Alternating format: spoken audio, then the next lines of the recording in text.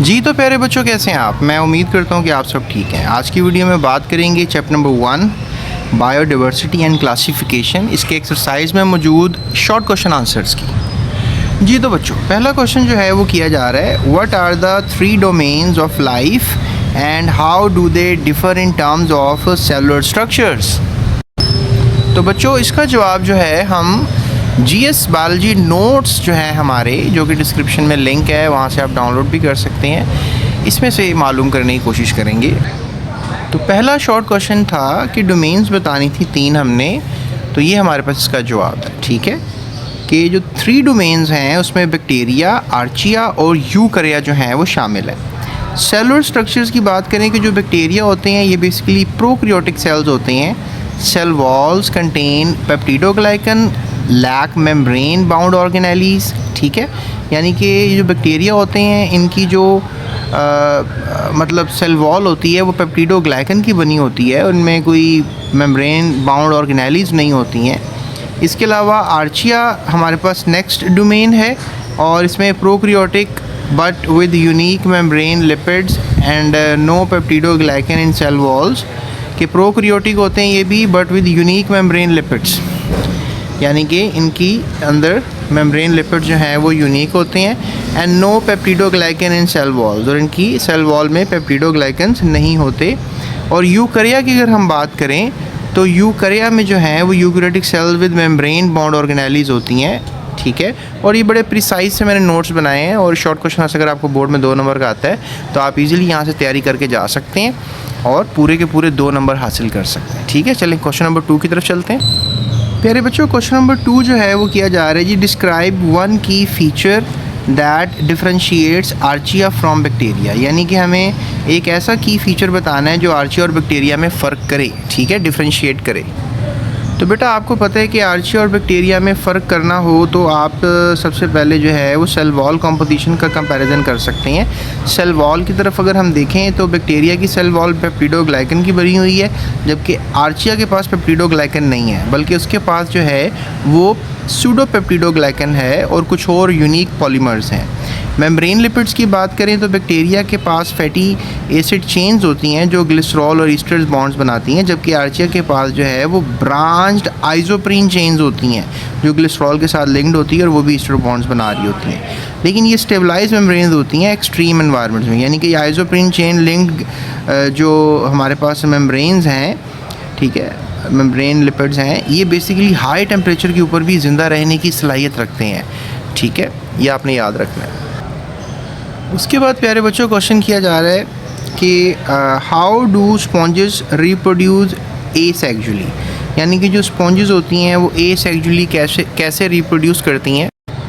तो बच्चों ये बताते हैं आपको कि ये रिप्रोड्यूस कैसे करती हैं। अगर आपको ये जो जीएस बायोलॉजी नोट्स हैं ये चाहिए तो आप डिस्क्रिप्शन में लिंक है, इससे आप ये नोट्स हासिल कर सकते हैं। लेकिन अगर आपको पूरे चैप्टर के नोट्स चाहिए तो फिर आप माइनर सी अमाउंट पे करके वो हासिल कर सकते हैं, और पूरी बुक के भी नोट्स चाहिए तो डिस्क्रिप्शन में नंबर है, उस पर आप डायल करके हासिल कर सकते हैं। अगर ये आप नोट्स भी डाउनलोड करेंगे तो आपको यहाँ पर हमारा नंबर नज़र आ रहा होगा। ठीक है, सो चलते हैं स्पॉन्जेस एसेक्सुअली कैसे रिप्रोड्यूस करते हैं इस सवाल की तरफ।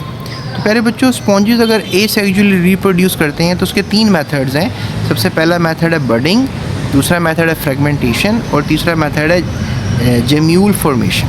ठीक है, यानी कि ये fresh water sponges gemmule formation का थ्रू भी एसेक्सुअली रिप्रोड्यूस करती हैं। बडिंग से कैसे होता है जी, या small outgrowths forms one of the parent sponges, detaches and develops into a new individual। Budding में ये होता है कि एक जानदार जो है वो आप कह लें कि है, और उसके गिर्द एक छोटा सा बड पैदा होता है और फिर बड बड़ा होकर क्या करता है, डिटैच हो जाता है, अलहदा हो जाता है। ठीक है, और ये जानदार अलहदा हो जाता है। इस तरीके से फिर क्या होता है कि बडिंग के थ्रू स्पॉन्जेस रिप्रोड्यूस करती हैं। इवन बैक्टीरिया में भी बडिंग का एसेक्सुअली रिप्रोडक्शन का तरीका आपने पढ़ा होगा। फ्रेगमेंटेशन से ये होता है कि अगर स्पॉन्ज अगर कहीं से कट जाती है, लेट्स सी दैट ये स्पॉन्ज है, ठीक है, अगर ये कट जाती है तो फ्रेगमेंट्स इसके दोबारा ये भी प्रॉपर हिस्सा बन जाएगा, ये भी प्रॉपर हिस्सा बन जाएगा और ये भी एक दोबारा प्रॉपर हिस्सा बन जाएगा। तो दैट इज़ हाउ बडिंग के थ्रू कर जाती हैं जी रिप्रोड्यूस। उसके अलावा फ्रेगमेंटेशन के थ्रू। और जेम्यूल फॉर्मेशन क्या होता है कि survivable clusters of cells gemmules encased in protective coats hatch into new sponges under the favorable conditions। यानी सर्वाइवेबल क्लस्टर जो होते हैं सेल्स के इनकेस्ड इन प्रोटेक्टिव कोट्स, वो प्रोटेक्टिव कोट्स के अंदर इनकेस्ड होते हैं, hedged into new sponges under favourable conditions, और फेवरेबल कंडीशन में न्यू स्पॉन्जेस में वो कन्वर्ट हो जाते हैं। तो प्यारे बच्चों, ये था हमारा इस सवाल का जवाब। चलते हैं अगले क्वेश्चन की तरफ। ये काफ़ी इंटरेस्टिंग क्वेश्चन है। इसमें आपको नज़र आ रहा है कि हमने डिफ्रेंशिएट करना है sac like tube like digestive systems के बारे में, पॉलिप्स एंड मेड्यूसी के बारे में, इसके अलावा यूरोकॉर्डेटा के बारे में, सेफेलोकॉर्डेटा के बारे में, अकाइनोडर्म्स और एंडोडर्म्स के बारे में, मार्सूपियल एंड प्लेसेंटल मैमल्स के बारे में, और जिम्नोस्पर्म्स और एंजियोस्पर्म्स के बारे में। ठीक है, ये हमने डिफ्रेंशिएट करना है। ओके, तो ये बच्चों हमारे पास नोट्स में जो है ये सारी डिफ्रेंशिएशन मौजूद है।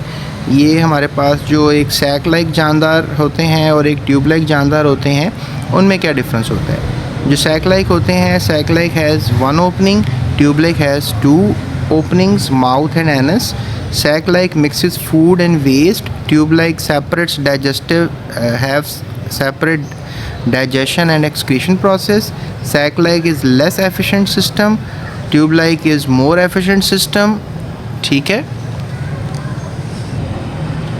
और उसके बाद the sac like is found in simpler animals and the tube like is found in complex animals। तो आपने ये याद रखना है उसकी, ये सैक लाइक और ट्यूब लाइक के बारे में। अब हम चलते हैं पॉलिप्स और मेड्यूसा जानदार के बारे में। ऐसे जानदार जो पॉलिप्स बनाकर रिप्रोड्यूस करते हैं और ऐसे जानदार जो कि मेड्यूसा बनाकर रिप्रोड्यूस करते हैं। ठीक है, पॉलिप्स आर सेसाइल, ये मतलब अपनी ही जगह पर जमे हुए होते हैं, रुके हुए होते हैं। सेसाइल का मतलब होता है रुके हुए होना।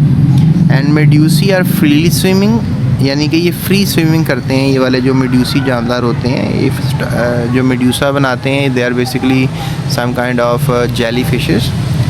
और पॉलिप्स जो कोरल्स वगैरह होती हैं, ये पॉलिप्स भी बना लेती हैं। Polyps have mouth facing upward and medusae have mouth facing downward. Polyps are cylindricals, medusae are bell shaped.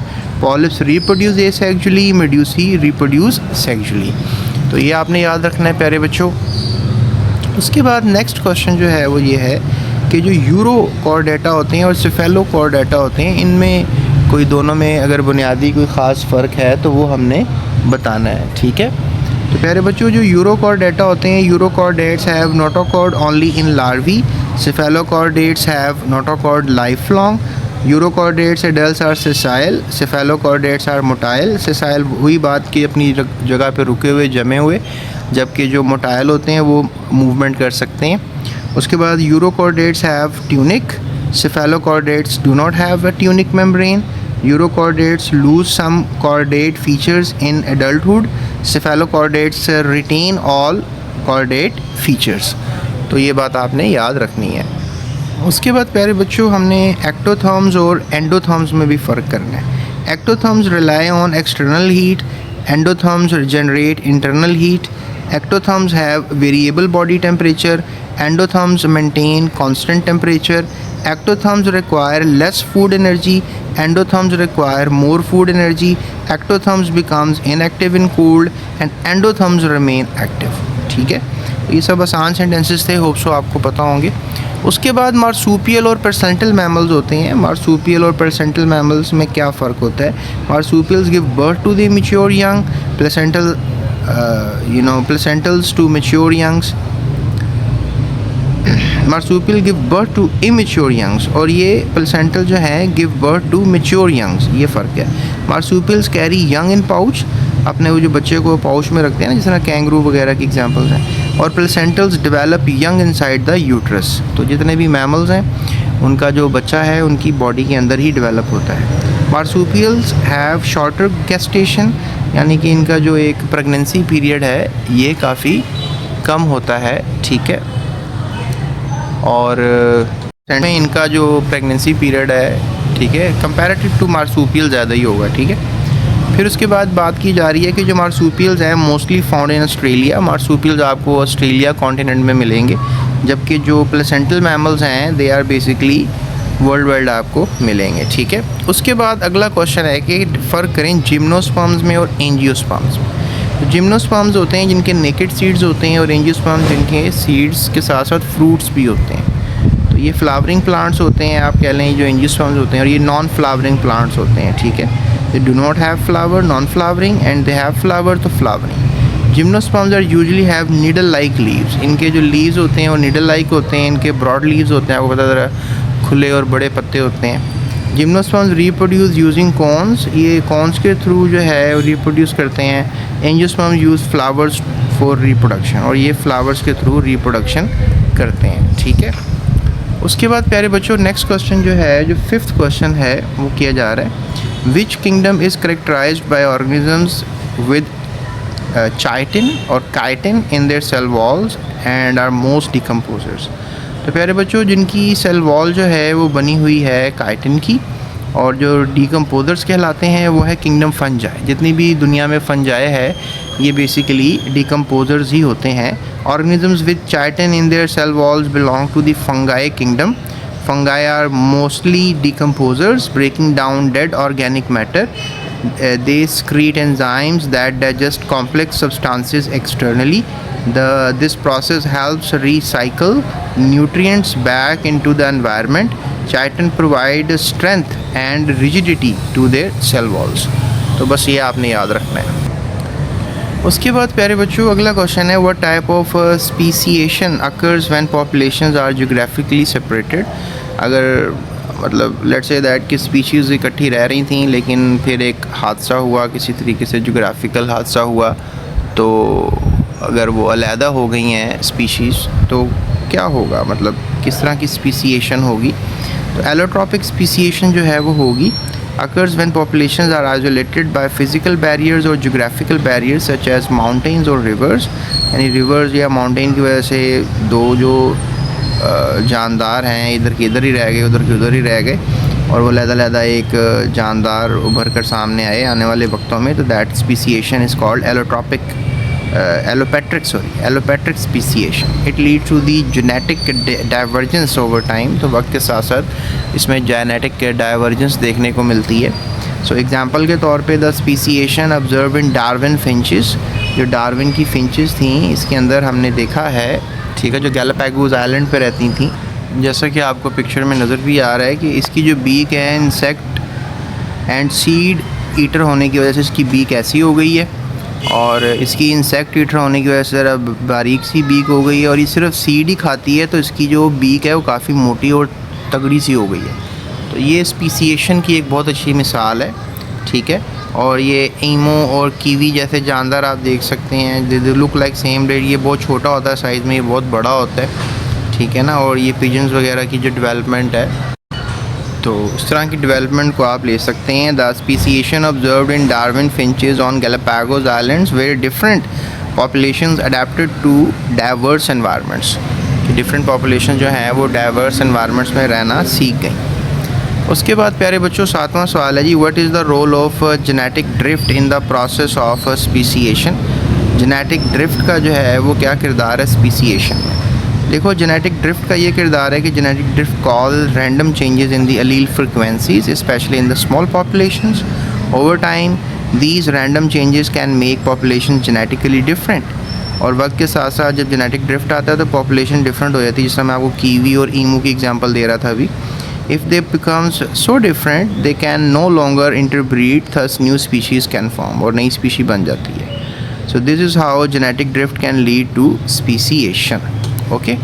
उसके बाद एग्जांपल वैसे आप ऐड कर सकते हैं, मैंने एग्जांपल्स यहाँ पर ऐड नहीं की हुई हैं। ओके उसके बाद जी, what is the primary method used to assess species distribution along the environmental gradient।